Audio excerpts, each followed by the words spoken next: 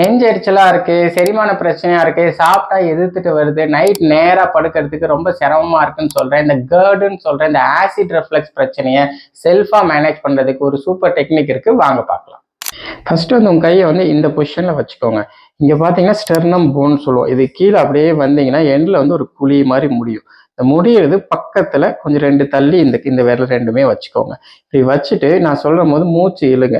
மூச்சு விடும் போது ஜஸ்ட் அப்படியே ஸ்கூப் பண்ற மாதிரி இப்படி ப்ரெஸ் பண்ணி அப்படியே டவுன் பண்ணணும். பாருங்க, ஜஸ்ட் பாருங்க.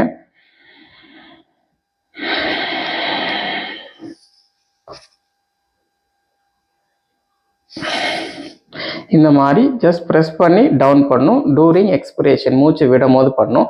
இந்த பொசிஷன்ல இதே மாதிரி ஒரு 5 டைம் பண்ணுங்க.